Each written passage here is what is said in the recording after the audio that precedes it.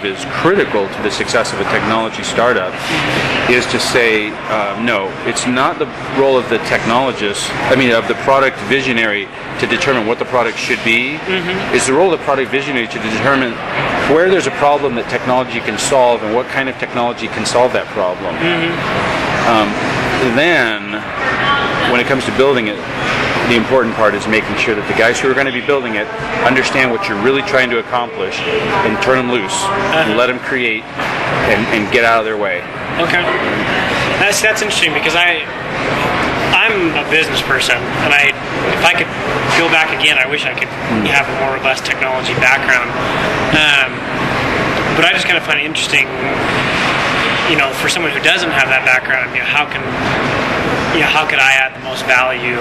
As I come up with ideas, and how can I help those who actually have the technology skills to do what I'm trying to create? So just keep in mind that the technology background is helpful. No question, it's helpful, but it can be a trap, right? Because if you start thinking that your role is to come up with the details of the solution, then your product will only be as rich as your own individual thoughts can be.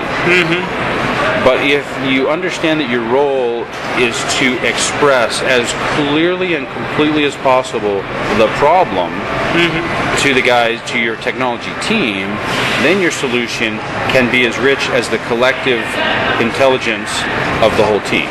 Okay. Do you have any tips on how to form a good team? How do you find the right guys?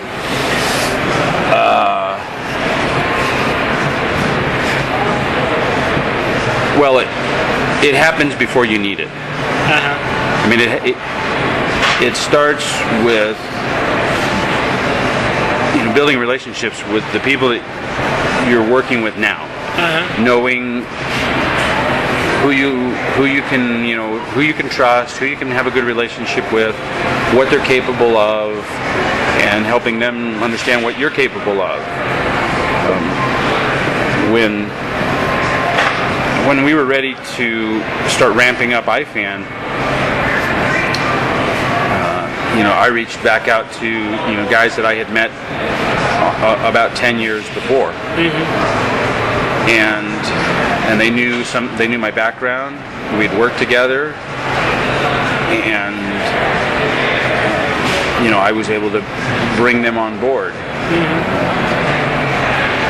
When you talk about having somebody join you in a startup, it is a lot more than a financial decision for them. It's an emotional decision, and if they have a family, if they're married or have children, it's a family decision for them. They're going to incur risk and exposure, and they're going to be living and breathing day and night, weekends. And people, in order to make that kind of decision, people have to know who they're lining up with. And that doesn't, it's impossible to build your core team by just, interviewing people you've never met and selecting them. Yeah. I think it is. There has to be a deeper connection than that. Okay. So you're a jazz fan? I am. Well, how do you feel about the season this year? Well, I'm a diehard jazz fan. So. This season has been a bit painful. Especially because it started off so promising. Right? It looked November. We were all starting to get visions of really great things that might be possible. We were like 27 and 15 or something like that. Oh, yeah. Second place in the West at one point. Right. Yeah, we've spent a lot of time with the jazz organization. 1320 K-Fan is one of our customers. That's of course owned by the Larry H. Miller Sports and Entertainment Group. We do a lot with them. They're great customers and clients of ours,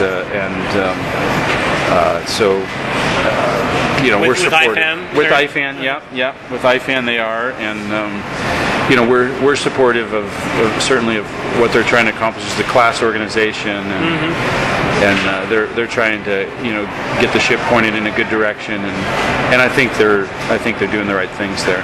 Yeah. But they're a little painful right now. It was It's a little painful. it was frustrating to be doing that well and then just drop off, especially you lose like Sloan and Williams and a lot of the guys that were core components of that team. And I don't know if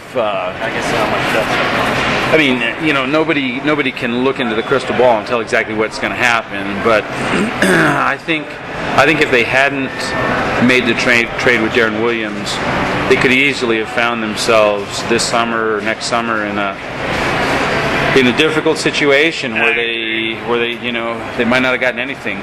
No, I mean, you see what happened with like LeBron and Carmelo, and I think That's exactly right. I mean, there's Cleveland, and they got left with nothing. Yeah. Right? You got left with nothing. No, I